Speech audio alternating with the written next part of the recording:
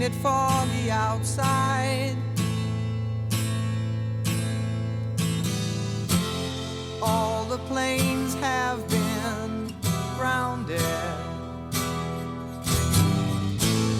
Ain't the fire inside? Let's all go stand around it. Funny, I've been there, and you've been here. We ain't had no time to drink that beer. 'Cause I understand you've been running my... Ladies and gentlemen, welcome to the Sandman podcast. We are coming to you live from beautiful Havertown, Pennsylvania. I am joined today, as always, by our resident hack checker, Oliver Fullington, our producer and co-host, El Hilo del Hack, Tyler Fullington, and the hardcore icon himself, the Sandman. Hack, what's going on? What up? Yo, Ollie's now technical director, too, because he sets us all up right now. So he's hack checker and technical director of our podcast. Wow, technical director of operations and hack checker, Oliver Fullington. Wow. I'm begging to get a Pat McAfee clap from you guys right there. I'm sorry, no clap. I'll take what are you trying to steal their thing? I'm not being part of that. Yeah, we're our own thing, Hack. Come on, man. I'm not riding the coattails of that guy. Pat's a huge Sandman fan. Okay, all right. Well, he's right about that one. Guys, I don't know about you, man. I had such a great night the other night. We all went out. Hack was a special judge for Delilah's Entertainer of the Year contest, along with the legendary Todd Gordon at Delilah's for their Entertainer of the Year contest. It certainly was a great night out, and man, what a really fun night, Ty. Yeah, it was something. It was a little bit more elaborate than I expected. I mean, Entertainer of the Year, I thought, there was going to be, some, a little bit bigger than your normal, performances, but they had props, they had stage crew. Dude, it was the Mummers Parade at a strip club. Yeah. It kind of was. That's like the best way I could describe it. Yeah, for those of you not in the Philadelphia area, the Mummers Parade is a yearly tradition where they put a lot of work into their outfits and routines. That certainly was the case at the Delilah's Entertainer of the Year contest, man. These girls went all out, and they really put on the show. A quick little hack check, but this one's easy. Ty and Oliver's mom was in an Entertainer of the Year contest at the same exact place on the same exact stage, like,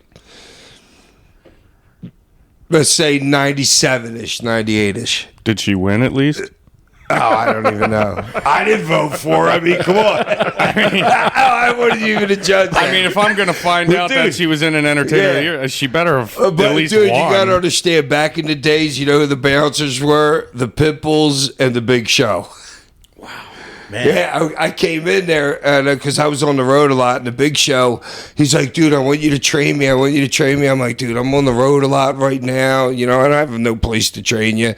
2 months later, he's in WCW. Wow. So, getting thrown off a building by Hogan in that ridiculous thing that they did. So the Big Show reached out to you originally to get trained for wrestling? Well, not really reached out. I just happened to go into the strip club where he's like, yo, Sandman. You know what I mean? Wow. All right. I never knew that one. That's certainly interesting. Yeah, so I knew Paul since way. Shout out to the Big Show. Yo, shout out to the Big Show, Paul White. All right. And the Pitbulls. Yeah, and the Pitbulls. Absolutely. They ran Philly back then. Okay. No, literally, the Pitbulls ran Philly, dude. Anywhere you went, they knew every single bouncer. And if you knew the bouncers, you knew the heartbeat of any bar, anywhere, Well, we certainly ran that place. We got over with the bouncers at Delilah's, too. Greg, shouts out to Greg, who was running things, Big Dog. Mm-hmm. And you know who else runs Philly is Todd Gordon, man. I want to say shouts out to Todd Gordon. It was the first time I've ever had the opportunity to meet Todd.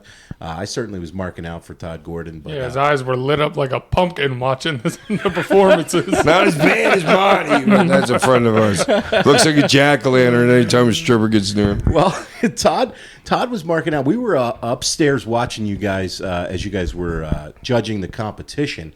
And Todd, for the one girl who came out with the alien routine, she put a glow stick around his head, and we're just watching from upstairs, which was kind of like the eagle's nest or gorilla position.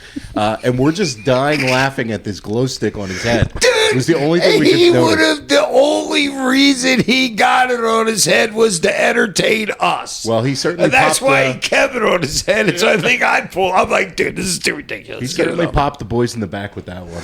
You sure Yeah, did. You that was sure a Chris did. Candido pop. Yeah. That's dude, Candido used to go out there. Oh, like his whole match was like kind of to pop the boys in the back. It was hilarious. Well, you guys were marking out for that one. That was certainly an interesting night. Definitely want to give a shout out to Todd Gordon. If you guys haven't had the opportunity yet to pick up his book, sold everywhere where books are sold, is Todd is God.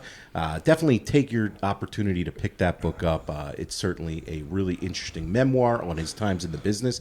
And if you're going to be in town for WrestleMania weekend, and you're looking to buy a little timepiece or some jewelry for a loved 10th one. and Sampson, baby. Stop it. Carver W. Reed. It is literally, Philadelphia's known for like Liberty Bell and stuff like that, but also Jewelers Row.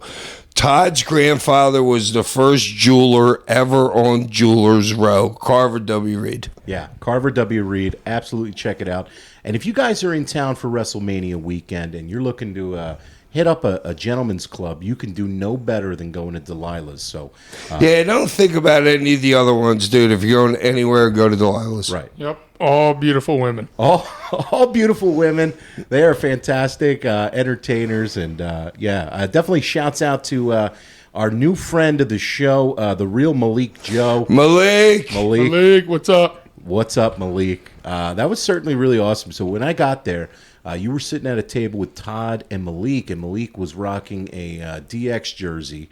It's just kind of fate that we got to meet Malik that night, and certainly was really cool. No, dude, crazy kind of fate. With me, Todd, and my sons, weren't you at the table then when the girl that had his, oh God, I wish No, I knew I her arrived a name. little bit later. Oh, okay, so she's like, yeah, I want you guys to come over to this booth or whatever. I'm sitting in the booth. She brought Malik over. And I thought Malik was a fan. Well, he is a huge fan, you know what I mean? But I didn't know how it was going to turn out, how huge of a fan he really is, you know what I mean? So I think we're going to take some pictures, and he's got these belts and stuff. So I'm like, I slide over, and I tell him to sit in between me and Todd. The girl walks away, and I'm just sitting there. I'm like, yo, dude, so how'd you end up here? And that literally, and that's how everything started with Malik. And so what did he say? Well, he went to do his whole thing. I'm an influencer, this and this, show me everything on his phone. So immediately you found out he wasn't a fan. He was actually also judging the contest as well. And no, I didn't realize that until we went downstairs even. Because we okay. hadn't even talked about that upstairs. We were talking about wrestling and stuff like that, you know what I Yeah. mean? And he's an influencer, obviously. I want to know him, you know what I mean? Yeah. And he's a huge wrestling fan. I mean, it's a marriage made in heaven right there. Yeah, absolutely. Like Kumbaya, you know what I'm saying? Seriously. So we kind of tried to sneak our way down. Ty, Oliver, myself. You guys were sitting like front row on the stage, and there was a chair next to Todd, and I kind of weaseled my way in there, sitting next to Todd. He was getting a massage. Were you on his left for the first couple dancers? No, the first dancer didn't come out yet. So I was sitting next to Todd, and I'm trying to take a selfie with you and Todd. I'm probably the only person in the world who almost got kicked out of a strip club ever for trying to take a picture with Todd Gordon. Oh no, dude! I know that rule more than anybody on the planet. You don't take a picture. But I wasn't taking a I picture made at the all same of the mistake. stage. I was literally trying to get a selfie with you and Todd. You were breaking my stones. You were saying, "Oh, you look so cute tonight." Because every time I always dude. Oh my God! every time I hang out over here, I'm rocking You would have came sweatpants in like and a hat. fifth or sixth. Or dude, if you would have went up there and got jiggy with it, I'd have voted for you. Yeah, you were breaking me and Todd's stones for actually dressing up for the occasion. Look the part, be the part, you know. So the bouncer almost kicks me out for trying to take a picture, and I'm like, all right, I'm not taking a picture of the girls. I'm not doing that. I just wanted a picture with Todd and Hak. And then another lady comes by about a minute later and is like, you can't sit here. This is only for the judges. So I get up, and then Ty, you kind of tried sitting there. Yeah, I mean, I saw my opening, so I thought I would try and take it. But then immediately she comes over, no, you can't sit here. So I'm like, you get booted, and then I'm standing over to the side with Oliver. and we're talking, and I guess, Oliver, you kind of like threw your hand up a little bit, and you knocked out the chair. What was he raising the roof? I don't know No, what. I wasn't raising the roof. I was just making a movement, stepping, turning around, looking around like any normal human does, and just so happened a waitress with a plate of chicken fingers and ketchup walking behind me smacked them right out of her hand. It was a real blown spot. Down go to chicken fingers. We had to immediately make a move. I said to Oliver, let's do a lap right now. We got to get out of here. We need to move. Listen, not the first Well, time yeah, and you not the kinda- last time the chicken fingers probably were flying but in you there. probably should have given her like $10 right then.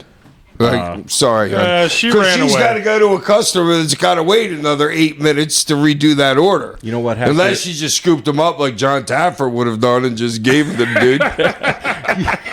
Shut it down! I love you two saying that at the same time is hilarious. So yeah, absolutely. You know what, Hak? You make a good point there. We should have actually taken care of the girl. That was a fault on our part there. Definitely. Congrats to all the women who competed. I know that My girl, of course, won that nobody won, else had. Your girl won with the Barbie routine. So really, Oh, Barbie. Oh, my God, Barbie. Dude, that girl was so hot. Down boy. Down boy. yeah. Take her Wow, that girl was hot. Wow. Shout out to Barbie. easy. Shouts out to I mean, Barbie. she was there was her, and you know the girl that like fell down and like slammed right in front of me and Todd. Yes. And I look her in the face. I'm like, "You're doing great. Keep going, honey." She was doing a She devil was gimmick. good looking too, and I'm not like a black hair girl or whatever. You know what I mean? But usually I go right to the bottom. But that girl was probably the second best good looking. Oh, and her body was like killer. Yeah, they were all fantastic. Great job. Congratulations to those who placed. Certainly a really awesome night, and I enjoyed hanging out with all you guys and Todd. So, really awesome time. We're covering WCW Uncensored. Wait, you're blowing through a little bit. How much? What you spend your last $76 on? I remember we're getting into the Uber. You go, Hak, I'm not leaving yet. I got $76 in my pocket. I didn't spend another dollar in the club. Is that right? I tipped the bartender probably another 20. I had 2 drinks with our boy DJ Vic. But Hey, DJ Vic. DJ in the Vic, house. DJ Shout Vic, out to DJ Vic. DJ Vic, friend of Rob Van Dam, which we found out that night. And That's right, And yeah. his personal ECW Mount Rushmore was Taz, RVD, Sabu, and yourself. So that was his Mount Rushmore that he gave Well, us. obviously, he's very intelligent. Yeah, he knows what's what. So, yeah, DJ Vic, it was nice hanging with him. 30-year vet in the business. Host of the Entertainer of the Week. Host, Yeah. a great host of the Entertainer of the Year. And, yeah, I had a good time chopping it up with him. I didn't spend any money. Oh, that was him, DJ. I mean, you Yeah. say DJ Vic. but Yeah, I'm like- he had the like buffer jacket on with the like the sparkle, all that. Yeah, the bow tie. Yeah. Nah, yeah, he was a really cool dude. And, definitely. He could take lessons from me when I hosted the Hawaiian Tropics Finals on the planet in Jacksonville, Florida.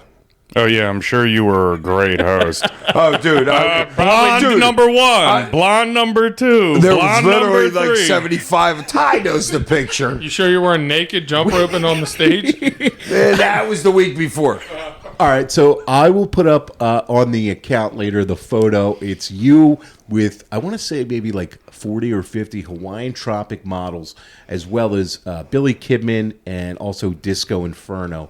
You guys were the judges of the Hawaiian Tropic contest. We're going to throw that on social But not media. on stage right there with us is Conan, Rey Mysterio, Psychosis, maybe Silver King. You know, I mean, we rolled. That was our group. Like that's how we rolled back then. Okay, that's For like that summer. that's who you're hanging with. That summer in '99 Oh, in dude, WCW. wow.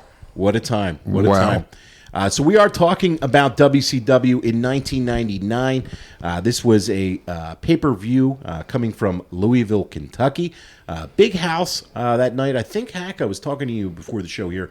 I think this is probably the biggest show that you ever worked crowded in front of. So up until this point we're in your working career. uncensored here in 1999. Yes. I just wanted to clue the people in on that are listening that we're working uncensored here. Yes, Uncensored 1999.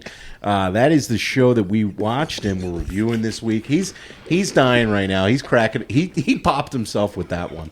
I could never be a comedian, dude. I would go on stage, tell my first good joke. I'd be on the floor laughing, cracking up. They get that. What's that hook that they would use at the It was Apollo the Sandman. Theater? It was the Sandman at the Apollo. That was That's his name. hilarious. Yes. The Sandman would hook me in like 3 minutes. Boom, I'd be gone. That's a program. we Like, need nah, to dude, you can't fantasy be a book. comedian. How apropos. Yeah, how apropos. This was coming to you live from Louisville, Kentucky in 1999. They had a giant crowd of 15,000 in the arena. Heck, was that the largest building you ever worked in front of at that point? I would think probably, unless Japan. Okay. Freedom Hall, right? Freedom Hall. Yeah, absolutely. Yeah, Freedom but Hall. I would say probably, but you know me. Okay. So the opener of the show, this was certainly really awesome, just incredible match. You can almost turn this show on if you guys are watching and stop right here. No, I'm kidding. You can want to watch the Hack match as well. But Billy Kidman defended the WCW Cruiserweight Championship against friend of the show, Mikey Whipwreck. What an incredible opener this was. Mikey just went all out in this match. Dude, I mean, both of them did. You know what I mean? And a little backstory is, and I'll get into my three-way later, but Billy was good. Like Billy, I'll put him right on the line as like Booker. Like they held Booker back, they held Booker back until Booker just got so over they had to go with him. And that's really the way the industry went with him. Billy wasn't a big dude right then, because you got to remember, everybody, that's the reason why I started doing the juice. I did it for like 6, 7, 8 months of my life, but I got big because I was leaving ECW, going to CW, because everybody there is huge.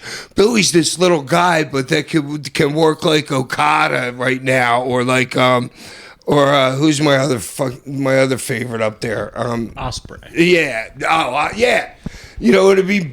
He was equal to those guys then, you know what I mean? In America. Not saying, but Billy could have been that over in Japan, but he was not happy about being opening match for his work rate. Right. You know what I mean? It's as top of the company as it gets. He knows how he's working with Mikey, and it's kind of like, yo, let's go out there and steal the show. Yeah, and they literally, they really because did. I was with Mike. He's like talking to me about it. He's like, yo, Billy's like, Billy wants to steal the show. He's like, do I want to do that? My first match in here, kind of like that. You know what I mean? And I don't blame him. The match was unbelievable. I just watched it a couple hours ago.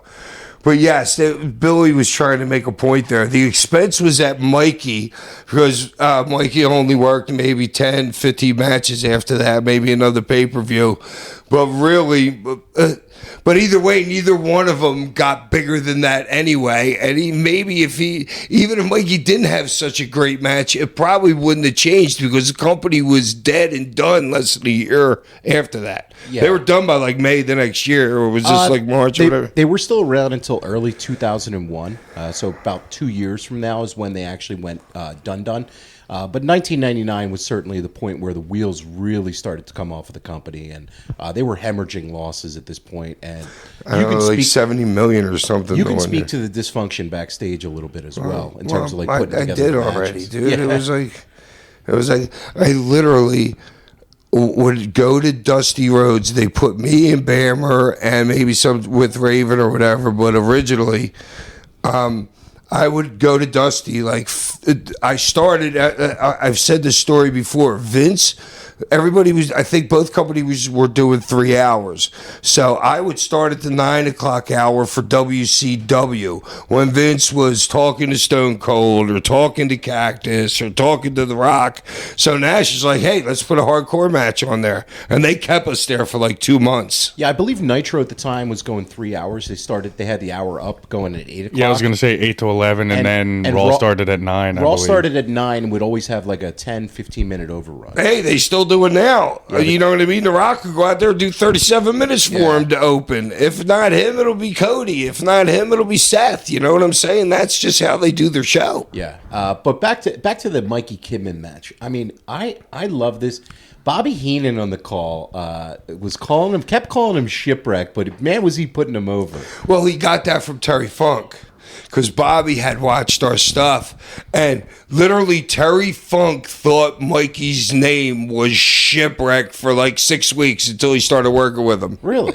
Yeah, he called him on a pay-per-view, like Paul's like cut a promo about Mikey, and then he called him Shipwreck, and we're all just busted up laughing, watch him do it, and Paul loved it. Okay. Paul thought it was the greatest thing ever, and it is pretty funny. Yeah. No, I mean, the announcers really put Mikey over as a newcomer. Oh, dude. Tanay was giving a little background on him without actually saying the letters ECW. He was putting him over as a competitor for 4 or 5 years in the business, and that was really awesome to see. And Bobby Heenan was like, I really like this guy, and like they were putting him over. I know Bobby and Tony and Mike. A lot of times they get a lot of slack from fans for some of their commentary when WCW's dying days, but in listening to this pay-per-view, they were really putting over the product and doing a really good job announcing overall on the show, I thought. So this match was really good. Kidman was selling the knee. Mikey hit this amazing top rope belly-to-back suplex that just dumped Kidman right on his head. And then he made the mistake of trying to powerbomb Billy Kidman. You never can powerbomb Billy Kidman in a match. He always reverses it. Billy hit a perfect shooting star press for the finish. I thought it was a great match. I would go, 4.25, maybe 4.5 stars on the match. Definitely, if you guys have never had the opportunity to check out this match, I would implore everybody listening out there, check out this match. These two guys just absolutely killed it, left it all in the ring. Go out of your way to watch this if you never have. Last point is that it's funny that those guys did that match then, but now you could put on AEW and see that as an opening match. Yes. Like right now. And it would, the next match is like that, and the next match is like that, Yeah. you know? But cards used to be built differently than what as the old guys are looking at. Don't go out and outshine all of us. Yeah. No, and I will say, too, with that match, you could put that match on any show today, and it would not look out of place. And a lot of times when you're going back... at all. Yeah, and a lot of times when you're going back watching old wrestling, there's certain times where you're not able to hold up the test of time. But that match certainly, no doubt, could it's exist today. dumpster Drosy if he lasts the test of time. I mean, just off there's another million guys. Salvatore's is here. Salvatore's is. I mean, there's a million of them. Yeah. Shouts out to Mikey and Billy Kidman. They just can't pass that test for probably the rest of time. I mean, what's the next step of wrestling? I don't know where it's going to go. You know what I mean? Well, no idea. history always repeats itself, so you would think it's got to come back somewhere at some point, you know? Yeah, maybe it goes a little bit slower again. I don't know. That'll be perfect. Yeah, it's time for the comeback. Yeah. Next match on the card was Stevie Ray and Vincent in a Harlem street fight. This was a battle for the NWO Black and White, man. I think if anything describes the NWO at this point, it's this match. So leading up to this match, they had splintered the NWO into the Wolfpack, which was kind of all the main event talent, and then the B Team Black and White, which was the Hollywood NWO. And this crew was weak. I mean, you got Horace Hogan, you got Vincent, you got Scott Norton, you got Stevie Ray, Brian Adams. It was just a bunch of jobbers, kind of. And I don't know. This match was really weak. I thought it was weak crowd brawling. The crowd was kind of into it, I guess, but there was nothing spectacular or memorable at all about this match.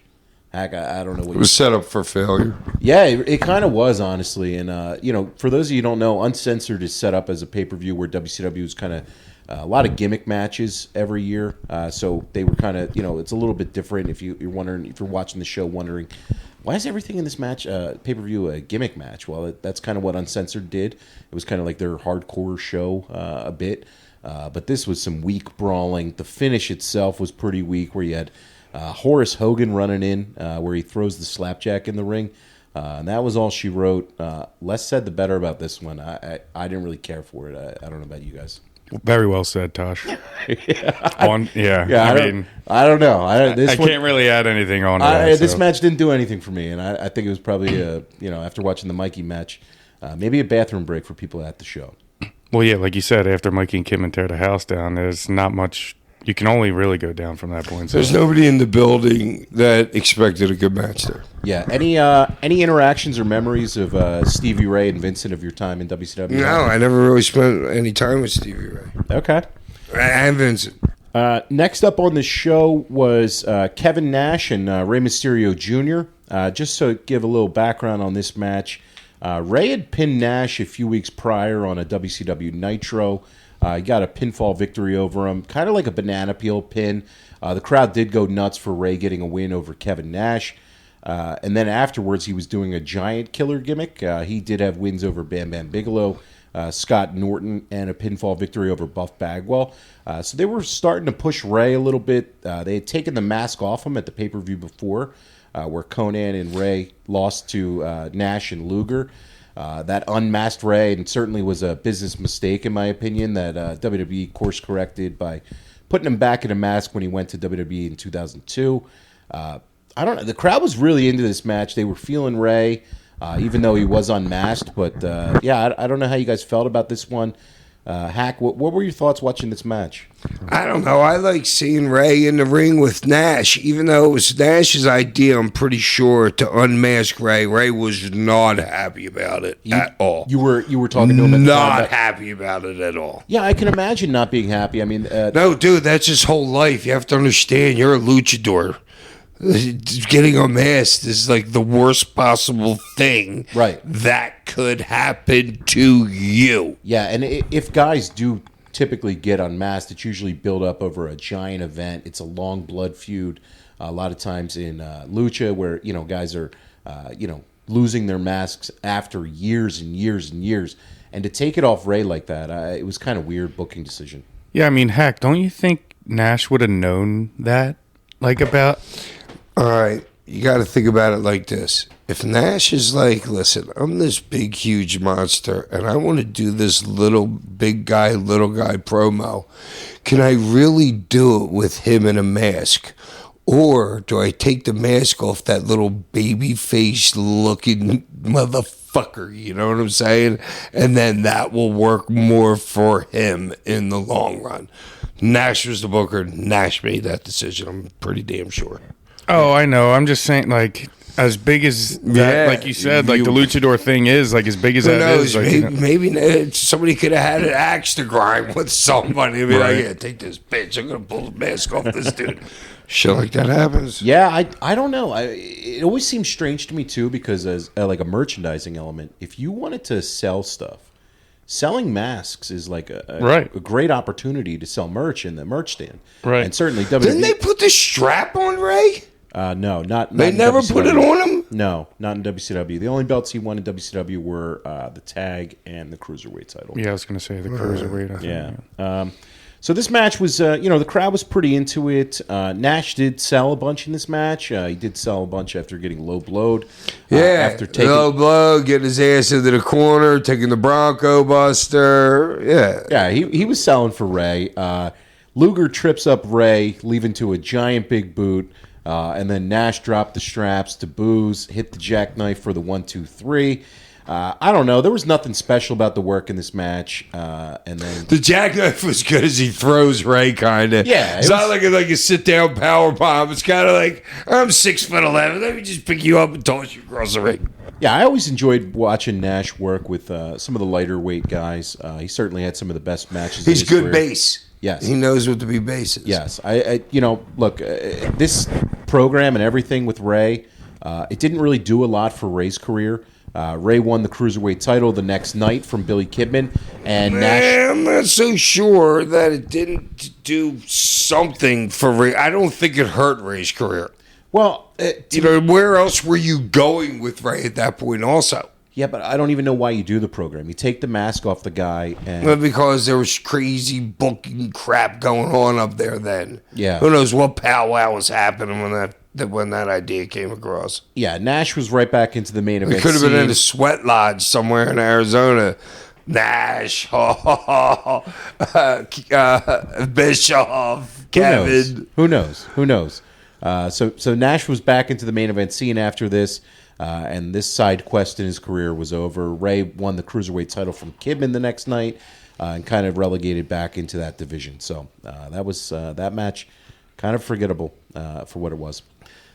Next, we saw a pre-match promo package. Raven, yourself, and Bam Bam Bigelow This was a pretty good little promo package, and you caned yourself a couple times, Hack, leading up to this. Any memories about doing the pre-tape or anything like that? Dude, I must have fast forwarded. Through it. Oh, okay. Did it show us the week before, like with the limo? Yes. Breaking in, okay, Yes. so I know it in my head. Yeah. And they charged us for that thing. So, like, well, I don't know when you were getting your checks or whatever, but I find out like all of us, me, Bigelow, and Raven, they charged all of us like $3,500 for the damage to the limo. And I talked to Bammer about this, and Bammer was like, "No, that is not," because we met up, and he goes, he didn't even know it yet. You know what I mean? I was like, "Yo, Bammer, you know they charged me like $3,500 for they had the bill broken down and everything." Bammer was like, "No, that's not happening." Next thing I know, it was squashed. Okay, so for those to give some context on this, Literally, that's how it went. Hack, Raven, and Bam Bam had a three-way the week before on a Nitro. Nobody which gave us the office to do what we did. you guys had a Nitro match that went to a no contest.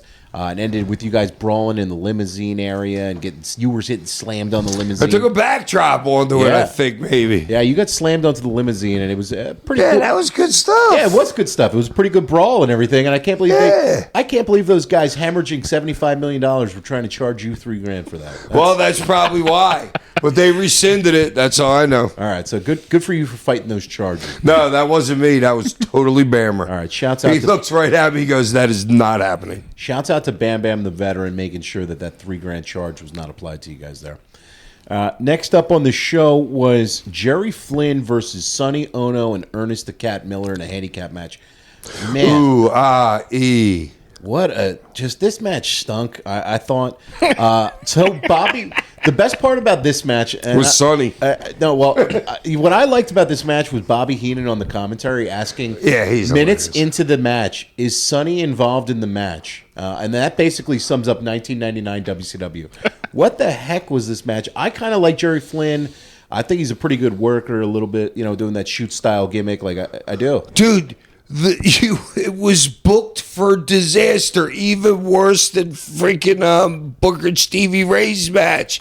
Neither and Stevie one of Ray. them knows how to wrestle. Yeah, it was. You can't put two guys that don't know how to wrestle in the ring against you. Wait, it was three guys. You got Sonny Ono You as have well. nobody. Yeah, you have nobody. Sonny was probably smarter than either one of those two combined right then. Yeah. If they would have let Sonny call it, they probably would have got through it. Where was the cohesion in that match? Who was booking this? Well, no, it was. I don't know. It was. If you think about it, like, what year was this again? 1999.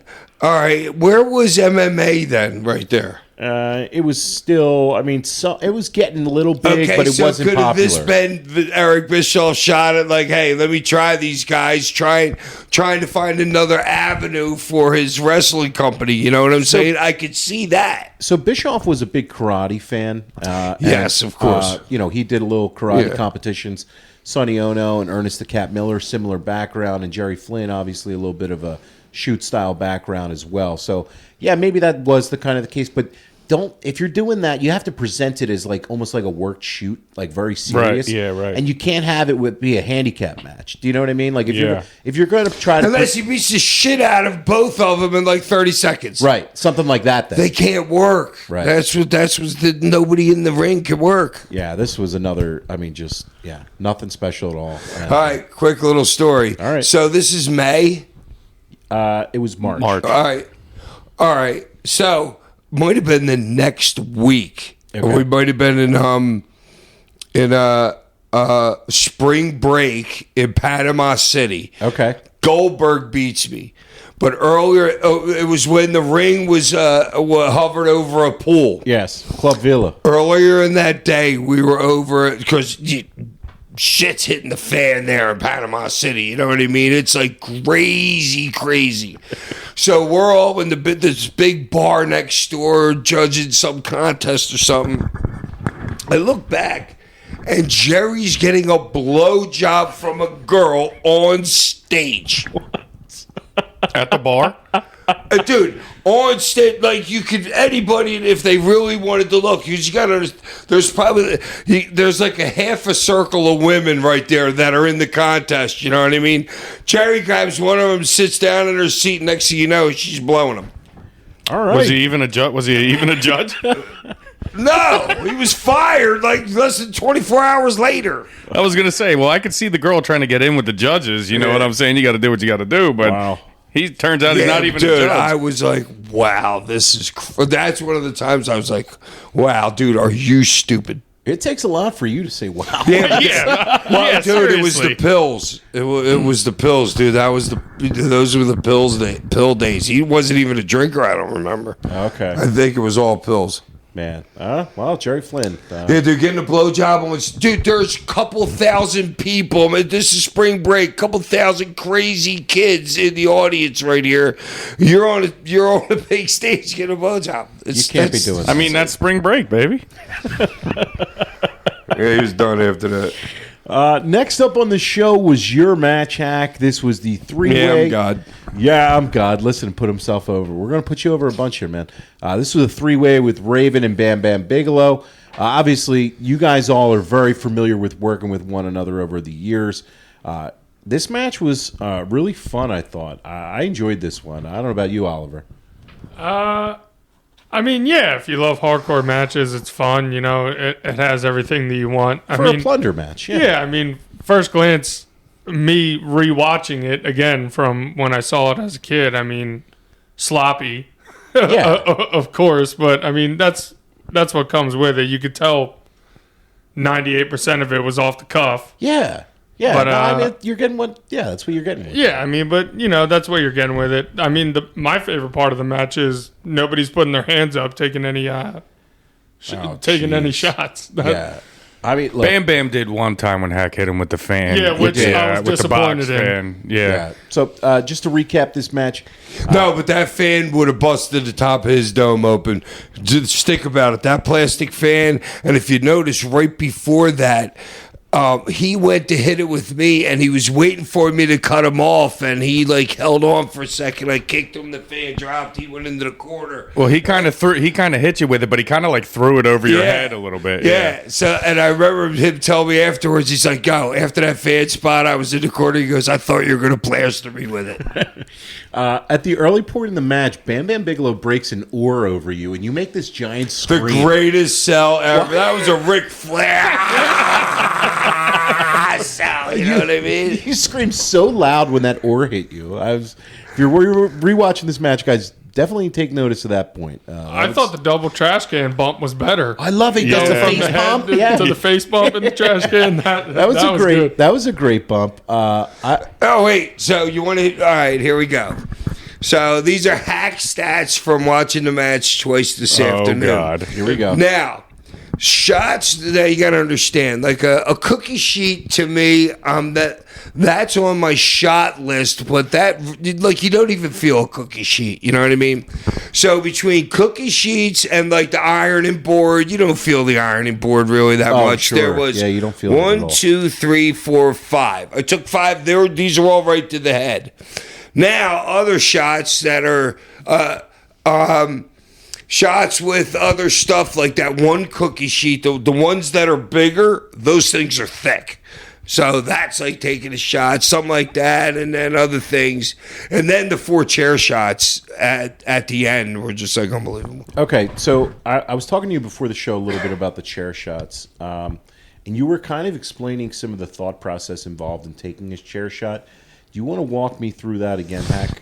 All right, now it's all right. Anybody that's listening, I want you to act like you're playing musical chairs, okay? Now, when you go to sit down, we're not talking about your ass. Imagine where your back is, like your shoulders are at the top of the chair, and in the middle of your back, the chair is concave at that point right there. It's like circular. So when you shut the chair up, you have the part that your ass sits on against that rim that's concave towards, well, no, it would be convex then coming down towards your head. So when you're taking a chair shot, you don't want to be hit by that part that supports your lower back. You want to be hit by the part that your ass sits on, no matter how hard it hurts, because if you get hit by that rim that supports the bottom of your back, you end up with like 20 stitches in your head. Yeah, it's sticking out. So yeah, you want to kind of get into it, and you don't want to get hit with the end of the. It's basically the end dude, of that the will chair. bust you open No, it like happened that. to Cody Rhodes in AEW. Exactly. Yep. Yeah. Yeah, busted him up pretty good. Now, you guys did a lot of really cool spots in this match for a Plunder hardcore match. That stiff table bump. Oh, so you take a power bomb from Bam Bam on the table. Yeah. Those Okay. tables. All right, you guys, all right, here we go. Here we Quick go. joke. We talked about how Billy Kidman wanted to make a point in that match. He knew he could tear the house down. He knew he had a good chance of stealing the show. We were talking beforehand.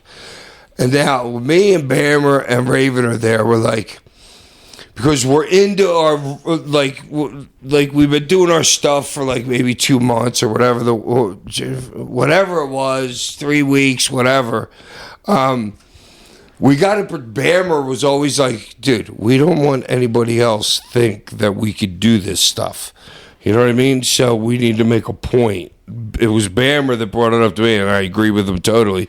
He goes, we need to make a point in this match that it's going to be so damn good, and we're going to prove to everybody else that thinks they could do this in the locker room that they can't. And you can't. So that's why did you know how many spots were done outside the ring? I don't remember any, honestly. For a reason. Well, was there any Chastity blood or in the whatever. match? Yeah. How much? What Was there any blood in the match? No blood. Was there always wreckage all over the place in the ring? Yes. Yes. All three of those things were made exactly that way when we were putting together the match. That's how we wanted it. It's not a shoot you in, duck this, reverse this. No. It's supposed to be like a street fight. It's not supposed to be pretty. If you slip on something, you slip on something. You know what I mean? We went out there with the opening, which lasted about probably like 10 to 15 seconds. And we went out there with the end, and the end started when I Frankensteinered Scotty off the top rope. That was the beginning of the end. So, all that being said, we were talking about the tables. I mean, was there? So I knew the tables were that stiff. We all do. We all knew, and we liked it. Raven's like, oh, no, I don't want to go through one of those tables because they were stiff. And me and Bam were like, no, this is great. So they're not like so flimsy, you like touch them and they like explode. Right. I didn't know that because when Bammer hit me off the top rope with the power bomb, he hit me over the legs of the table. Yeah. If he would have hit me over the center, we probably wouldn't have broke it. And then the crowd popped huge when he went on top of me. So the table got credibility, and then Bammer got credibility. And then we do a spot afterwards where I set the table up in the corner, I shoot Bammer in. Dude weighs 450 pounds, hits the table and barely even bends the damn thing. Yeah, there was another stuff. Dude, those tables were stiff. Yeah. Yeah, if Bammer's hitting that table running full speed, getting shot from the corner. He knew he was trying to break it. Right. And he thought he could break it easily. Or And he that- would have ran harder if he would have known. Yeah. Yeah, that thing didn't snap at I know, all. it's hilarious. It's like a Japanese table. Oh, dude, It don't was. even get me on having to hacks all those things. I did. I thought the work in this was like, really fun plunder match. It wasn't. Dude, Look, it's not all a off scientific. the cuff. The whole Yeah. thing is just off the cuff. Prove to the boys that nobody else could do this shit. So I wanted to ask Hak, when you And get Bammer would be to me, just so you know, he's like, dude, he goes, I know you never get if I got hurt, I was breaking a bone in the business. He goes, but usually I go through one of them things like with Sabu, Vidam, or whatever. I'm not like the injury prone guy. He goes, dude, start selling something in the fucking back, please. No, he's trying to protect what we're doing, and I totally got it. You know what I'm saying? I'm Like all sell right, for the good job. boys in the back. Yeah, Yeah, right. Well, that- fuck it. Yeah, everybody. that way you ensure your spot. Yeah, it makes sense. And then exactly what Bammer thought, they started introducing other guys. Here comes Knobs. Knobs, the first day in the locker room, he goes, "Hey, we're working tonight. The only reason I'm here is because of Hogan." Literally, the first sentence out of his mouth. Swear to God. We're going to have to talk about Nasty Knobs at one point here on the show because What a character. What a character, but also what a stiff worker back then in 1999. So I do want to know, were you guys inspired back the Royal Rumble spot with Mankind and The Rock for the spot where your hands are duct taped behind your back? I was very reminiscent of the Royal Rumble. I had done that. We had done that before with handcuffs. Okay, so Yeah, that had been done before. Okay, so we that was- stole that from somebody in the 70s with handcuffs, probably out of UWF or something. Okay, all right, yeah, no, I didn't know if like the Yeah, I'm Rumble. sure that Fab, you would have thought that would have happened, right? Yeah, I didn't know if that was like inspired by the Rumble, which was just 2 months before. Well, that was Scotty's idea. Okay.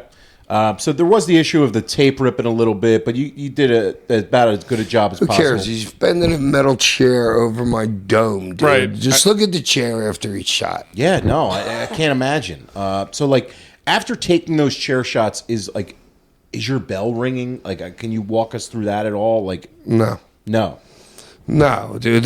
There's been maybe breaking my neck, that like a little blackout. The other time I dreamt of a spot for Sabu, but he's like, "No, I'm not taking that spot." I'm like, "God damn it, now I got to do it."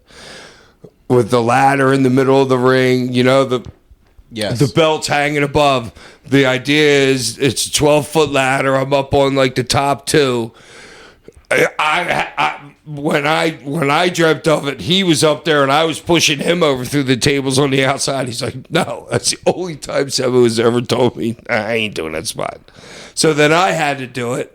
I do the bump. I remember waking up with Fonzie smacking me in the face to the outside of the Dad. ring. Yeah. To the outside of the ring, you're saying take a bump. From there in the center of the ring all the way to the floor on a big God. freaking teeter-totter. Oh, man. Fonzie's waking up. "Hey, Daddy. You there, Daddy?" Well, that's an insane spot. Hilarious stuff. But nothing in this match where that gave you like a head ring, nothing like no, that. even those 4 chair shots, dude. I've been in matches with Balls Mahoney where he's hit me with 20 of them. Okay, so reading the Observer before the show, Dave Meltzer said he's hardcore. He probably won't be able to count to 10 by the age of 60. Hak, you're 60 years old right now. Can you count to 10? I don't know. Am I 60? All right. I'm pretty. All right, Dave. Way to show him. Yeah, I showed you, Dave. I made it to 60. Yeah, Dave. Yeah, come on, man. Lay off. He can listen. I've heard him count to 100. He can, Dave. Let me tell you. But the match was fun. Bigelow hit Raven with the greetings from Asbury Park, and then got ready to moonsault Raven. But Chastity does a run-in, spraying Bam Bam. He fell backwards through the table, and then Chastity does the turn on her brother Raven, allowing you to pick up the victory. That was Kevin Sullivan's idea. So, Like, Nash is the booker, but Kevin Sullivan had, he was the agent for our match. Okay. And him being the agent said, "This is the finish." and that's all. Literally, like, he gave us nothing except fucking her ball shotting Raven and me covering him. Okay. Because Kevin knew he knew us, you know what I mean? He's not gonna say, "Hey, do this, you know what I'm he's not like that. Right. He's like, "Hey guys, go out and do your thing." And I'm like, "Hey, are we under a time constraint? Because it's a pay-per-view, you know what I mean? Are we under a time constraint?" He's like, "Well, try and keep it under 25." I'm like, and that's why I was like, then I really relaxed. You know what I mean? Then I know that there's no ref that's going to be telling us to take it home and stuff like that and be rushed, which is when you're usually always rushed in WWE or WWF, whatever it was then. You know what I mean? But and that's why the Mikey match went so long. Yeah, nobody had time constraints. Yeah, you were able to go 14 minutes on the show. I thought it was a fun match. It was 17. Oh, okay. Speaking of Including the entrance. speaking of the And ref, exit. Hack, I noticed that he was completely, basically obsolete the entire time until the finish. Who? The ref. Oh, yeah. But usually Just stay out of the way, dude. But like usually now you see like refs kind of like They try to be part of the story, dude. Nobody's supposed to notice you ever until you're counting. That's it. That chick, she's calmed down a little. yeah. But the one thing like I was saying, like you notice now, like at least like the ref will kind of like get the broken table out of the ring, like so you guys aren't doing like he wasn't even doing that. Like he literally. Well, I don't know if you. I was gonna say I don't know if you told him right. If we want to move something, we will. You step over it. Right. That's why I asked the question because I noticed he didn't the like carnage of it. You know what I mean? It's kind of like I remember saying it's like a car wreck. People are watching. If we keep moving stuff out and everything. Oh, and then the other thing was it was super important for all three of us. That's why we never went outside of the ring. We did 17 minutes, let's say 15 minutes of wrestling time, and none of us went outside of the ring unless to go get a table. Right. It was three of us in the ring the whole damn time. Not, hey, me and Bigelow do a big spot, I roll out, then him and Some guy Raven do takes the their powder, stuff. right, yeah. It was very important for us for all three to be in the ring the whole time. That's why and we thought blood would take away from it also. That's why we weren't doing stuff to the head and everything, you know what I mean? Because we thought the blood would take away from the way the boys looked at the match. And like if all three of us are bleeding, you know what I'm saying? Yeah. Yeah. I want the work to show. Okay. Overall, for a performance, rewatching it, it was your pay-per-view debut with WCW. How would That was? Yeah, it was your pay-per-view debut for WCW. How would you rate your performance? And he overall? gets the win. Oh, no. A 10. 10. Okay, yeah. Oh, I was super happy. Yeah, because I knew at that point that I was very equal to Kidman and Mikey right then, and I was not worried at all that anybody in the rest of the show would take our place in it. Yeah, I mean, you guys delivered. I was like, yeah, fuck, I'm happy. Okay, awesome. Very yeah, happy. Yeah, no, I think you guys certainly delivered for that match. I know everybody always kind of looks back as hardcore Hack and thinks, that WCW road. Listen, if you guys haven't watched it, go back and watch some hardcore Hack matches. Hack, you certainly were in fantastic shape, and I think your performances during this time period were some of your best work. I think. some of your Well, best yeah, work. physically looking, yes, because I started doing the steroids, So I leave Paulie in September. I don't start. Then I start doing the steroids the next week because I'm hired by I get hired by WCW September 9th or whatever. And then they don't usually till March 6th. So I was pumping every day, 4 hours a day with Scotty Brooks, who's actually one of the, if you remember the What's Up guys. Yeah,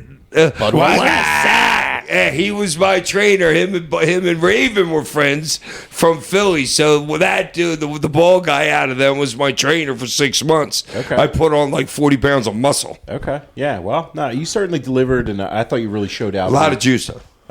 Barry seriously. Bonds over here. But once I got there, I didn't have to do it. Dude, after my first night there, when I went out and called out Bigelow, I knew I didn't have to do the juice anymore. Yeah. Because I knew I had their respect right there. Okay. I'm opening their show. They're saying, I don't even know this dude's name. And they're giving me the microphone. Yeah, no, I thought it was a fun match. You guys got second best match in the Wrestling Observer fan poll on the show. First going to Kidman and Whipwreck, but I thought for what you guys did on the pay-per-view, it certainly was a really I good would give Kidman and Whipwreck 1 also. Yeah, okay, cool. And the other thing, too, man, I don't know if you ever had a chance to interact with Bobby Heenan at all while you were in WCW. He really put you over. He said, what a tough guy this Hack is. I don't know if you had a chance to speak to Bobby at all.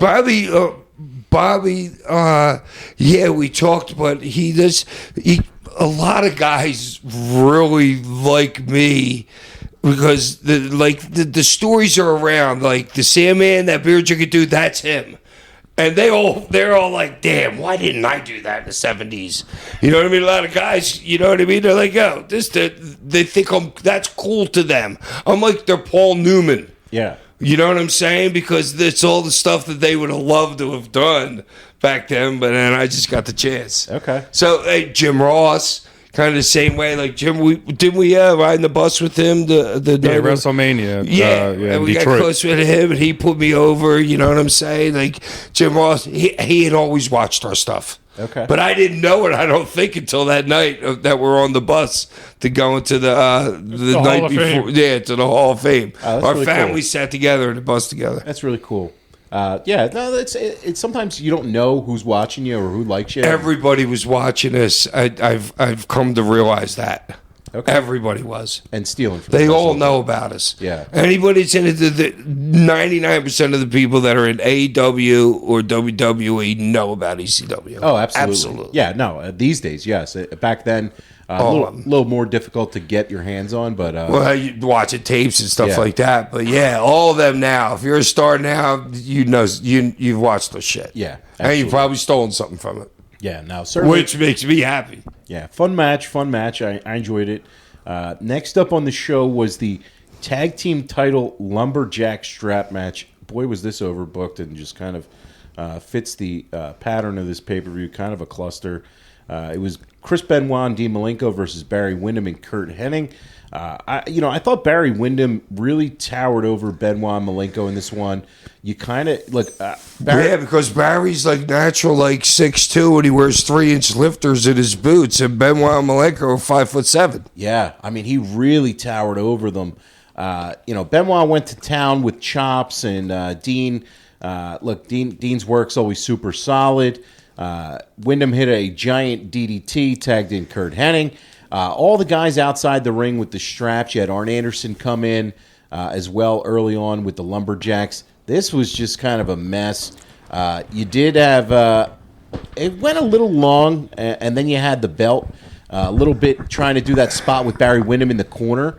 It looked like that was a botched spot where Windham was supposed to take a bump off of that and kind of like flipped without actually getting choked there. I don't know. I thought it was long, and Benoit had to jump super far for the headbutt. You got new tag team champions, but I think a straight match just between the two teams would have been better. I don't know what you thought It's about the third match that was misbooked for failure. Why would you put your best workers on the show in a strap match after what we just did? Yeah, following you guys. Why? It It made was no booked sense. for failure. I'm not saying they're thinking, hey, let's book these guys for failure. I'm just saying that's the way it happened. Yeah. That's the third match that's straight up booked for failure. Yeah, I like those guys. Obviously, that's four really, really good workers in the ring. But with the gimmick constraints as well as just the everything in that match, I don't really like lumberjack matches that much to begin with. I've never been a really big fan of that as like a gimmick concept. I don't know about you guys. Like, It's just there's just too much that could go wrong. Too many moving parts. I mean, I don't know. Lumberjack matches don't. I mean, what do you? Yeah, it's like, what are you supposed to pay attention to? Like, Yeah. what's the most important part of the match? Is it the guys outside? Is it the guys inside? Is it like, it's just a big cluster to me. I've never cared for lumberjack matches. Really, I couldn't recall any that like stand out in my mind as like, oh no, you got to watch this match as a lumberjack match. This is a really good lumberjack match. It's just kind of as a concept gimmick. I'm not a fan of it overall, and I mean, if you're a Sandman, an ECW fan, there is an extreme lumberjack match. oh, that's right. with Sabu and John Cena, Oh, that's right. and you had back in WWE, you had some ECW lumberjacks and then some WWE lumberjacks. Yeah, all right. If that's your number one seed for lumberjack matches all time, I'm just saying, if you're an ECW fan, Hack fan, you want to watch that match. Well, I Yeah. feel like if you're gonna do a lumberjack match, it kind of has to be that way, just because like you need to have like a faction, like or all the lumberjacks have to be against like Yeah, one, like wasn't you there need like to an have a MWO like lumberjack match where it was all NWO guys outside the ring? I'm Like, trying to remember. I But- can't. but even I think feel like of that. that's the No, only they way would you set can do up it. sides. They would have the Baby bad guy heel. side Yeah, and right. the good guy side. So there has Right. to be a clear line in the If you were sand. tossing the baby face outside, you would toss him to the heel side. Right. And if you were tossing the heel, you would toss him to the baby face side. I guess, but I don't know. The work in this match, like, you have Chris Benoit, you have Dean Malenko, you have Kurt Hennig, you have Barry They Windham. have no business being in a lumberjack match. None. And it's for the tag team titles. Like, if you just were to book a straight match, or even if you booked something, I don't know, a Falls Count Anywhere match, it would have been better without all the outside interference. The finish was Arn Anderson using the tire iron, which then caused the spot over in the corner with the belt, and Barry Windham, which he sold even though he didn't actually get pulled down by the belt. Then Benoit had to jump like 3/4 across the ring for his diving headbutt.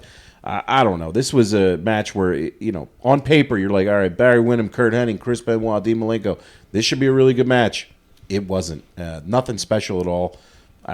Completely forgettable. Hack, I don't know if you have any other thoughts on this match. No, I'm good. Yeah, all right. So that was that. New tag team champions there.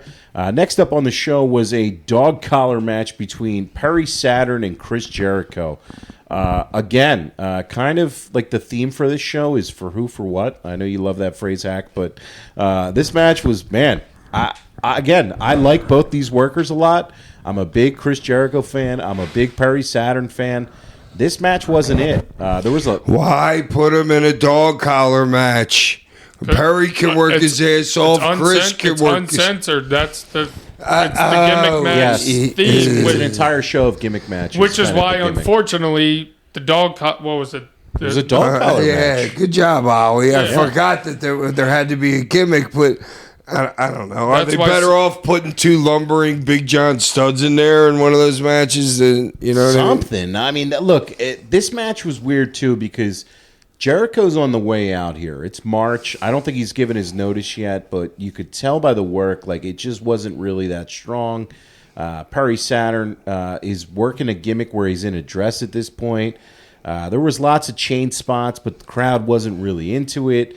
I don't know. It didn't do much for me. Saturn picked up the victory after a win with the Death Valley Driver.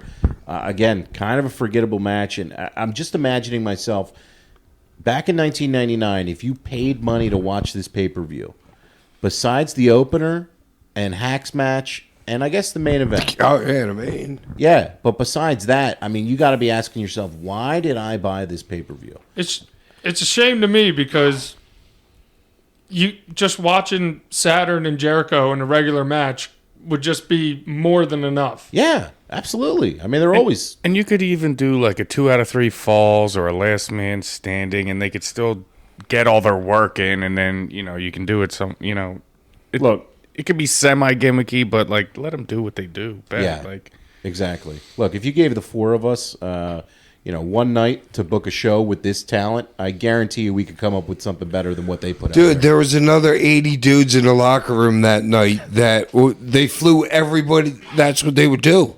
They would fly the whole roster in. That's guys insane. that you wouldn't see ever. But they're there on pay-per-views. It was crazy. That's insane that they would fly them in to do nothing. Like, I don't understand. Brad Armstrong, they would fly him around for pay-per-views. I've seen him not work. I mean, same thing happens in WWE. There's a bunch of workers. I mean, not to that extent. The catering crew. I counted over 75 people in a WWE locker room. When everybody gets together, when Johnny Ace would have his big meeting, I would sit there and count everybody. Okay. 75 people they'd be flying in and not use more than 27 maybe. Yeah. No. They're really kind of a nothing match, so... next up on the show was Booker T and Scott Steiner. This was for the WCW TV title. Scott Steiner was in the NWO Wolfpack at this point. Buff Bagwell was seconding him with a freshly shaved ass, I think, after watching Dark Side of the Ring. Look, this match was all right. But it was interesting. You got there's a backstory there. Go ahead, Hank. so, what is it? Yeah. I don't want to get into it. It has something to do with when they asked Booker about after the Bagwell thing on the dark side, and something happened with Booker and Bagwell, and Big Papa Pump didn't want to sell for anybody ever. Yeah. You know what I'm saying? But he sold for Booker. Yeah. You know what I'm saying? Well, they had a lot of experience But working Booker's together. a badass, too. Yeah. You know what I mean? Yeah, well, the Steiners and Harlem Heat had a number of matches and stuff. Yeah. Scott was on his full Big Papa Pump heel run here. He's doing a lot of and Memphis Booker's stalling. like, hey, dude, I'm the next dude right now. Yeah, it was kind of interesting seeing, like, when you go back and watch some of these WCW shows, seeing the rise of Booker T as a single star in 98, 99 on his come up into 2000. It didn't matter how much they pushed him. He was getting over with the crowd. The crowd wanted him to be at a higher level than he was pushed at. And this was kind of start of it.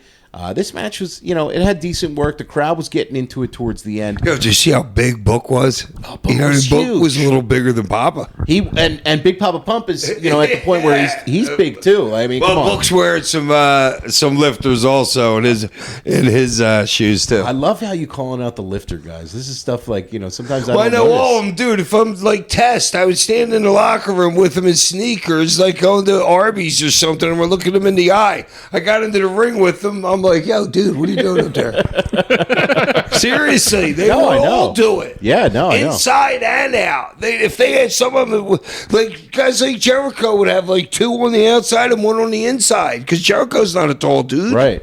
Yeah, well, it's a size. I can't imagine trying to work on 3-inch heels like that. You know what I mean? Because I was in like ECW, there was like not many dudes taller than me. Yeah. No, Like Mustafa was right around my height. Maybe Big Sal was right around there. Al was a little bit. Al had the cowboy boots on and lifters too. exposing the business here, telling her all these Why, lifters. Yeah, the tricks of the trade. The tricks of the trade here with the lifters. Nah, this match was, it got a little decent towards the end. There was a goofy ref bump, but Booker picked up the W and got the TV title after using a chair. The crowd popped really big for this match. So I thought it was pretty good. Hack, what did you think? No, I mean, for those two guys, it was better than I expected. Okay. Next up on the show, this Politics. yeah. Well, there's a lot of that going on in WCW in 1999. Next up on the show here was the main event. This was a first blood barbed wire cage match for the presidency of WCW and the World Heavyweight title. Does that sound overbooked to you or what? So it was a first blood match, but Flair goes on pre-match saying that he didn't want Robinson to stop the match due to a little cut, and this kind of like started up the heel turn in the match. So they do a double turn in this match as well. I mean, this was no WrestleMania 13 double turn. I don't know. So you do the big, just to go over the booking for WCW at this point. You do the finger poke of doom in January. And about 2 months later, after doing that, you then turn Hogan babyface after putting all of that heat on him to avoid Goldberg and putting the belt on him. None of this makes any sense besides the fact that it's what they wanted to do. I kind of don't understand it. You take the belt right off Hogan after putting it on him just 2 months before that. You switch Flair from being a babyface to a heel, and he was always kind of fighting against the grain whenever he was a heel later on in his career because, as good as his work was, he was always able to get the crowd to eventually turn against him, but he had already reached that legendary status point where no matter what, he's going to be a babyface at the end of the day. It doesn't matter what he does. And Flair certainly tried to pull out all the tricks in this match. You had a lot of interference. You had the slow ref counts by Charles Robinson. You had Arn Anderson slide the tire iron in for the finish. It was solid work between Hogan and Flair. It was certainly cool to see them in a cage with some barbed wire, but not their best match that they ever had. Hack, I don't know what Dude, it was Hulk Hogan's best match he ever had to me. But I think him and Flair had better matches before. And I think I've seen Hogan in better matches as well. Considering the constraints in the cage, you know what I'm saying? It might be a little bit different, like Flair doing all those other bumps that he didn't do. The best part about the match to me was that just when you're a wrestler, and you watch it and you just see that Flair is telling Hogan every single solitary thing to do in the ring. And you know how I know that? Because Flair will be laying on the mat. Hogan just gave him a big bump or something like that. Hogan would go over to pick him up by the head, and Flair would say, "Put me in the figure four." He'd stop right here and then just go around to the figure 4. You know what I mean? Stuff like that. All right, let me spin this over. Now pick me up, throw me into the cage. You could just see Flair running the match, and it wasn't a typical Flair match, and it wasn't a typical Hogan match. I was very entertained, actually. Okay, yeah, no, I mean, Watching that nowadays, I was entertained. yeah, I mean, look, it's not. I think they have And some- the two and the celebrity of both of them, you know what I mean? Which means even more to me watching the match then in the twilight of both, in the beginning of the twilight of both of their careers. Yeah, no, like no matter what, those two guys could go out there and they could put on the Ric Flair Hulk Hogan match, and it's going to be really solid. I think they had previous work that was better, and the match was fun. But again, the booking to me was stuff that I can't ignore. Looking at it now, like I said, Flair's always been miscast as a heel later on in his career. And Hogan turning face again, I don't know. Ty, what are your Well, I don't thoughts know, on Hak. I was going to ask you, do you think that it wasn't a typical Hogan Flair match because of A, the type of match that it was, and B, they were kind of doing the double turn, so it's like it's hard for Flair to do like his typical stuff if he's turning a certain way? Do you feel like As that? watching it, I didn't care about the double turn or whatever. I was way more interested. Like maybe back then I would have been more interested in it, but I was more just like watching the work between those two right then. I didn't care about the turn thing. Well, you know no, what I Mike- mean? I okay. want to see the work. Well, yeah, I was just asking more or less. Because Like, there do was you- no huge baby in the match and Well, no huge heel in the right? match. Do you to think? me. Do you think they weren't doing their typical spots because it was like a heel? Well, turn, maybe the Flair flip bump, you know what I mean, with the cage, you know, where he'll go to shoot you, you reverse it, he goes into the corner, ducks, flips, runs along the apron, goes to the top rope, you give him a bump off the top rope. You didn't see any of that. I don't know if it's because of the cage, but who knows? What was the question? No, I was just seeing if like him turning, baby heel, baby, whatever. Maybe to me, it wasn't like the typical. I didn't care about the baby heel thing. I was just watching the art of Okay. it, the gotcha. art of the match. Cool. Yeah, no, look, it was a fun match. I would go about 3 stars for the match, but Flair picked up the victory there to become world champion once again. Oliver, I'm going to hit you with a hack check here. What did that make Ric Flair champion at this point in time? That was 22-time champion. Wow. So Flair wins the belt in 99, and that's the official count. It's the 22nd time that he won the world title. That's crazy, man. That's certainly interesting. Wasn't I thought they said 17. Well, see, there's 2 different numbers out there. Oh, There's is there? the Okay. official number, and then there's the number that WWE or wrestling people put out. Ooh, Flair, ah. yeah. So that's the 22nd time at that point. I'm not sure where it's. Does that include all his like NWA titles Yes, and all that? It includes all the times he dropped it, like in Puerto Rico for whatever reason. For one day here Yeah, and there. yeah. A lot of those are not And official. that nobody even knew back then. Right. No Right, so I internet, guess- no nothing. So I guess like the 16 or 17, whatever it is I guess just what WCW, Recognized. WWE, whatever That's they the recognize. recognized, but the real number's even higher. So Right, like I Flair, gotcha. nobody's catching Flair ever. For people out there who think That's they're gonna funny. I catch never Flair. even knew that. Yeah. All right. So that's a little. But That's a for little, recognized, who is the closest to catching him? you know, Well, I it's think gotta it's be Cena. Cena and Randy, Cena's- right? Cena's one behind, I'm pretty sure. Yeah, Is it Cena's- Randy fucking right where Randy's there very with close. Cena? Yes. Very close. Yes. Are they tie? Well, no, I think Randy is. I'm calling next year's WrestleMania. Okay. WrestleMania Yeah, I'm at pretty sure 41. Cena's one behind and Randy might be like 1 or 2 behind him.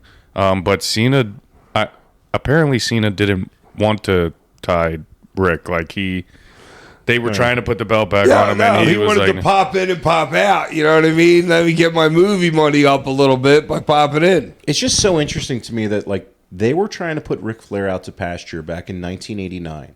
It was going to be like that was his final run. That's And what Ted- Vince, they went through it in the documentary where Vince gets said, I'll give you all this money for, oh no, that was Bret Hart, sorry. Okay. All right. well, yeah, Terry Funk, like Hak says, Terry Funk had like 10 retirement matches. So Yeah. No. Well, that's Uncensored 1999.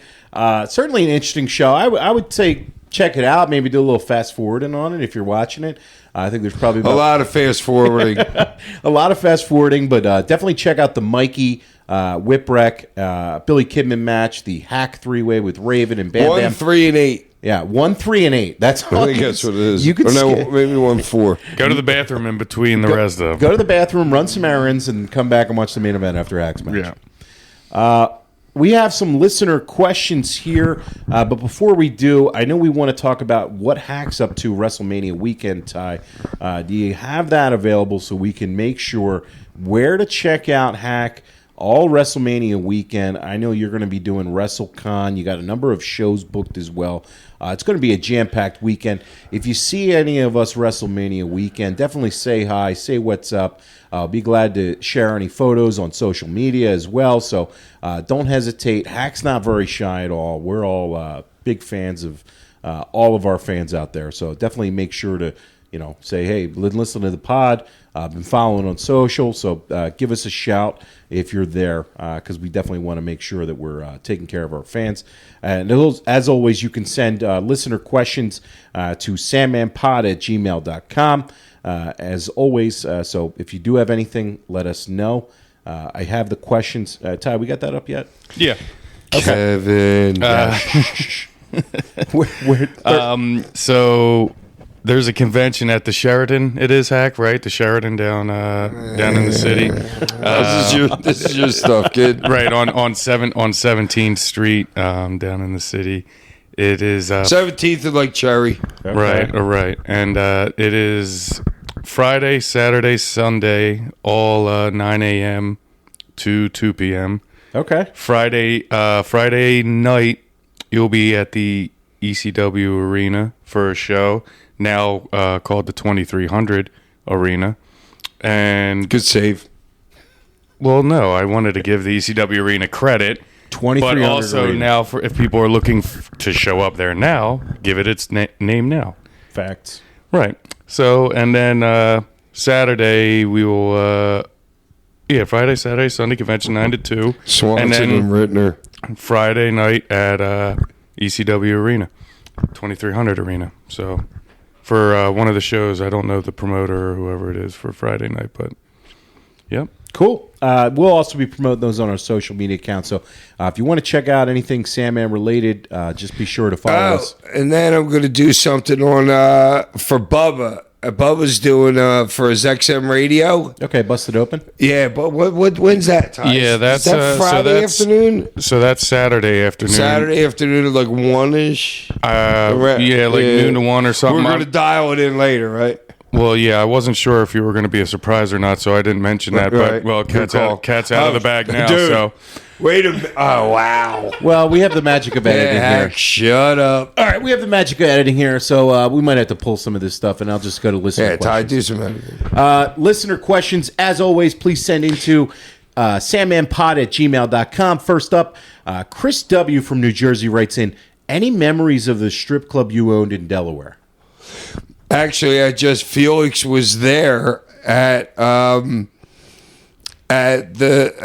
what was the name? Delilah's. At Delilah's last Tuesday or Wednesday, whatever it was. who's Felix for Felix the people? was the guy that I was a partner with that opened up Hack Strip Club in Delaware. You know what's so He funny? came up and gave me a big hug. You know what's so funny? It's good to see him. I ain't seen him in a literally while. said this to Oliver. We're standing in the back. I was like, yo, dude, this guy just went up to Hack and is talking to him about the club that they own together in Delaware. And I see him. How did you know that? Because I saw him talk to you. So you were lip reading? We're like not that far away from you. We're about this far distance, but it's. I thought you guys were upstairs looking down. No, we're still downstairs at this point. And I was like, because I had asked you earlier in the night, because a buddy of mine brought it up to me that you owned a club. I never knew you owned a club, and then I was talking to Ty about there was a wrestling school as well with this club. So Yeah, the Pitbull's running it because I was on the road a lot, so Gary was running it back there. and Ty apparently training too, locking up and helping out there. So Yeah, I was a trainer. Well, it wasn't originally a strip club. It was just a bar / we restaurant. opened it. We built a strip club inside a warehouse because the only zoning for it, Felix was super smart. What the zoning for was in like industrial areas. he was the guy that was like, he's the guy that figured it out. He's like, oh, dude, I could slip a strip club in under these ordinances. And we built the whole bar, everything. Yeah, that's pretty cool. Stripping and wrestling. 2 for 1. 2 for 1. Kind of one in the same. Kind of one in the same. There's a lot of performance I didn't even aspects. like being there. Nah, you didn't care for it. Nah. Okay. Trevor N. from Newtown Square writes in, if you had to cook one meal on a cooking show, what would your signature dish be? All right, Bobby Flay, here we go. Liverwurst. Wow, no, liverwurst. Oh, No, you mustard? don't cook liverwurst. Liver and onions, though, is a good one. Liver a little and bit onions? off the cuff. I mean, guys, what is it? Like, if Hak ever cooks No, a dinner I'm for a you guys, what's Thanksgiving guy. I could do like everything. I could cook a Thanksgiving dinner easily. okay, so you're going Yeah, full probably. Thanksgiving. What would you guys say is Hak's best meal that he cooks? You Mac guys are and cheese that I buy from Stouffer's. I just took it out of the oven like 10 minutes ago.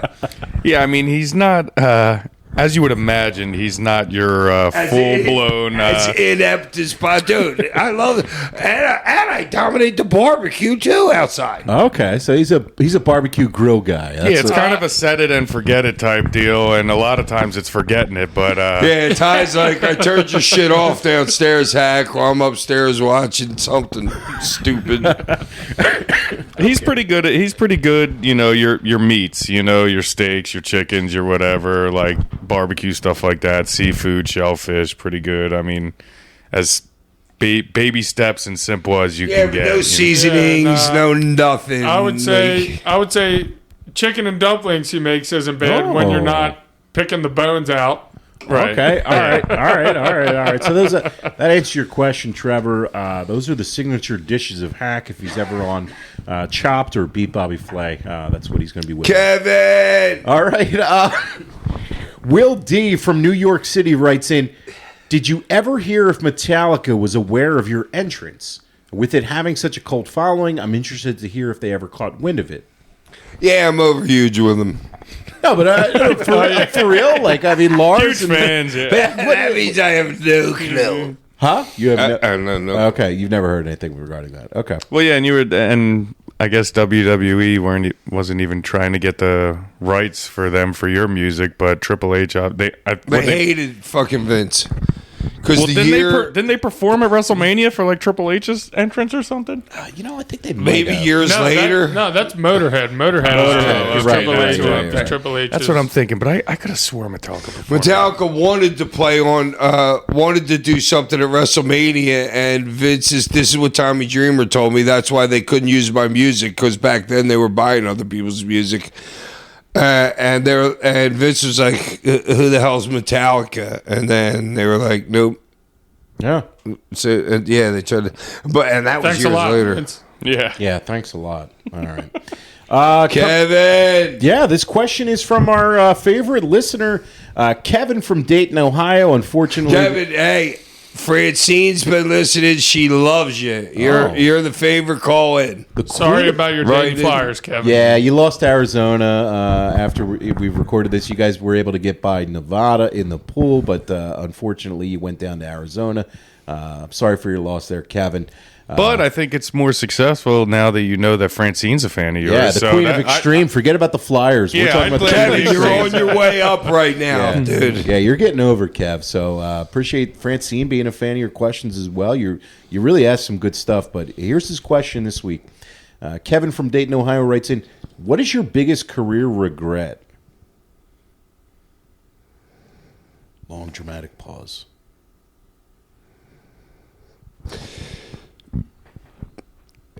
Not being able to tolerate the people in WWE. Okay, so you're saying I just couldn't do it. I can't go to work and have these inane conversations with 30 different people. None of them I really even know. All of them are lying to you at some point. You know what I'm saying? Everybody's like, hey, is this dude here to take my spot? Like, there's so much bull crap that goes on back there. And I was an outsider, and I'm used to like family stuff, ECW and everything. You know what I mean? So yeah, my biggest regret is my intolerance. So I guess you're saying like navigating the politics and the day-to-day grind. I not for couldn't you. do it. Yeah. Yeah, if Todd Gordon was there, I would have been great. All right. Well, Todd, Right, and you just want like so you're saying like, and then you probably would have hung on like more years in your career with WWE than Yeah, you it was ultimately just- ended up doing because you it just was had to leave. so hard going on the road with, and all I did was TVs after a while.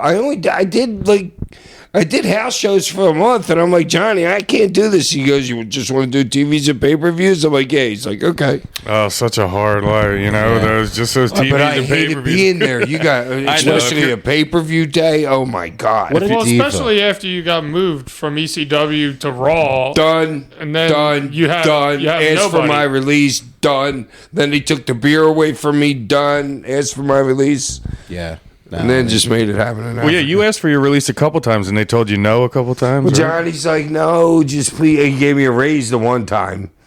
That was So the he's like, first- well, I might as well keep Yeah, asking if they're but giving it me a was raise only a every time. $25,000 raise, and I was making more that year. I think I made like 300, and I worked like 30 times or something ridiculous. Wow. Well, because you got to understand, there was 75,000 was the video game, and 38,500 was WrestleMania that one year. That was your payoff for Mania?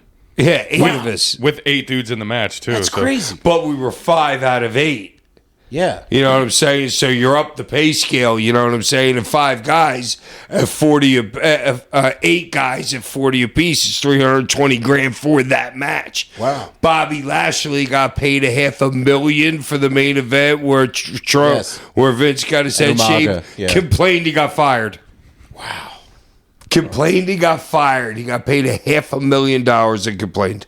Well, I mean, it was one of their biggest WrestleManias I knew of I all didn't time. like him. So 80,000, 83,000, 5 people, something like that. yeah, it's just an insane crowd. We'll have to talk about that at some point. So that's what we have. Oh wait, actually, Cane of the Week, Toast of the Week. Hack, who's the Cane of the Week? Why is every week? I'm like, he sorry, doesn't I even forgot get this week. I apologize. Cane of the Week. Kevin throws us off a little bit. Yeah, you know, Kevin he's throws got us some off. We great got All this questions. right, chat. first, dude, Cane of the Week is going to TD Bank. I've been going there since 1994. I pull up there yesterday. Nobody says hello to me or anything. You put your stuff in that tube. It goes in the tube. Boom, goes to a guy. Usually when they get it, they say, "Hey, hello, sir," something. Don't hear nothing for 5 minutes. Then the guy gets on it. The first thing he says to me, he goes, "Check your text out. I sent you something." I'm like, "What?" This guy's in the customer service business. The first words he said to me were after 5 minutes were, "Check your text out." And then I go into, "I've been here since 1994 with TD. When text open." messages didn't even exist. I was using my transistor radio. And then I lost my mind. And the guy, instead of being like a customer service guy, "Well, sir, I'm sorry, but this is a new policy that we have. The government's making us do this. We'll do it. We apologize for the inconvenience." Instead, he goes, "Yo, dude, it's not 1994 anymore." I lost it. Oh, I would have lost it too. Did he actually get caned? Did you cane somebody in a TV? Yeah, literally. So I started reaming the dude, and I cursed or something, and then the lady came over as the manager, and I undressed her too. I said, "Did you listen to this conversation?" She goes, "Yeah." I said, "What was the first words he said to me?" And she said those words. I'm like, when you think it's customer service, he might have said hello first. She's like, yeah, you're right. You know what I mean? She was right there because he's on a speaker system in there, and she's not far from him, right around the corner. So I undressed her, and then the dude got even more cocky. He goes, "Do you want your money back?" I'm like, "Yeah, give me my money back." All right, that's a great Cane of Drove the Week. away and then got screwed. Went to the other TD Bank, and I was there 2 minutes late. They closed at 2:00. Man, I was really hot. So you're the TD spaz I saw on the news. Man, I was Yeah. really hot. Look out for NBC 10, Hack. My toast of the week's going to Mikey Whipwreck for that match, dude. Toast of the Week to you, Mike. Dude, Yeah, that shout out match to was Mikey. I so love Mikey. great for him at that time. For him and his career, that was real. Even though he didn't do much there, but he got paid good. Yeah. You know what I mean? And afterwards, it really showed his like brilliance in the ring there. Coming up next week, we are going to be recapping the WrestleMania weekend and all the events, both night 1 and night 2. Can't wait to discuss that with you guys here on the podcast. As always, hit that heart. We know you like it, and we will talk to you next week. Take care.